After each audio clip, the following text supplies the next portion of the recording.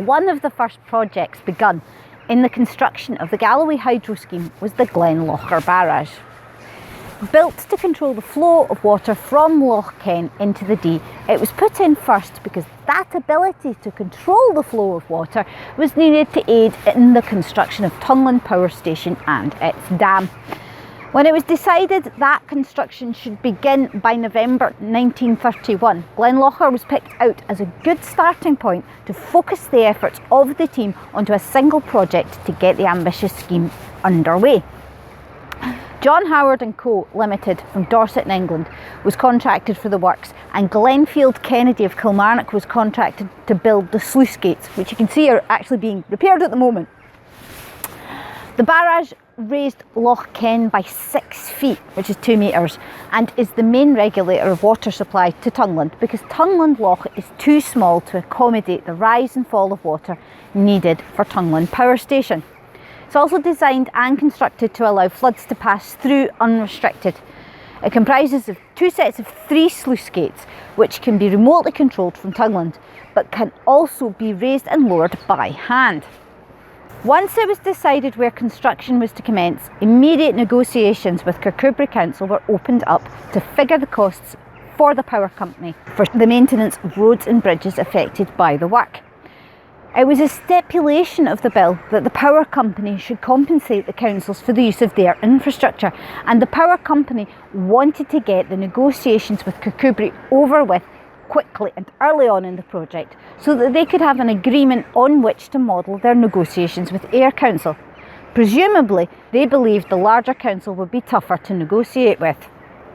It also meant that the agreement was in place before much of the work was done, or, more importantly, much of the damage to roads and bridges was done. This would definitely work in Galloway Power Company's favour. The agreement that was reached meant that the power company would pay 4 old pence per tonne mile in winter for most roads and 3 pence per tonne mile in summer. The Queensway, where Clatteringshaw's dam was to be built, Gale Road, Garary Road, and the majority of the Carsfairn Moniaive Road would cost more, 6 pence per tonne mile in winter and 4.5 pence per tonne mile in summer. All country roads south of the Glenlochar CD road were allowed to be used without weight restrictions. Anything that was heavy but necessary on the northern roads, like the sluice gates for the barrage here, would require a consultation with the county road surveyor and special precautions to be allowed to travel on the restricted roads. Once Kirkcudbright Council accepted this agreement in November 1931, it was decided to quickly begin negotiations with Ayr Council in case any issues were run into in implementing the agreement with Kirkcudbright. Ayr Council accepted the deal. This was a good move by the power company because as time went on, there was quite a bit of friction between Kirkcudbright Council and the contractors using the roads. Some tried to evade payment, some used roads they weren't allowed to, and some ignored the weight limits in place. The council accused the power company of not enforcing the agreement properly because it might hold up the work programme.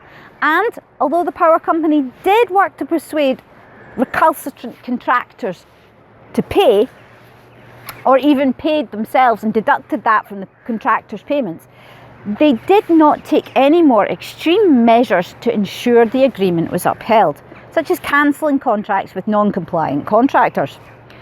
Now, before we move on to Twiname, it's worth mentioning that the Scenery Committee appointed by the bill got into a spot of controversy because of the barrier here and Clatteringshaw's dam.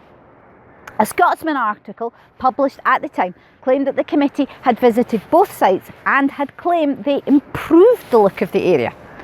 The committee contracted the power company to ask them to get a correction. All 3 members of the committee had found both structures to be ugly and had made recommendations to improve and disguise this. Since the structures were largely built by this point though, the committee could only make suggestions to limit or hide the impact.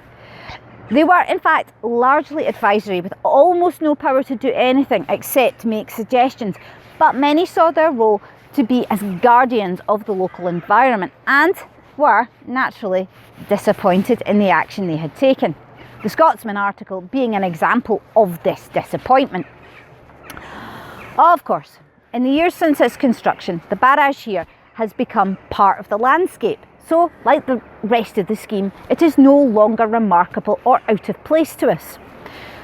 From here, the mixed waters of the Ken, the Doon, the Duch and the Dee flow downriver to Tonglan Loch and Tonglan Power Station, where they will be used one more time before flowing out into the Solway.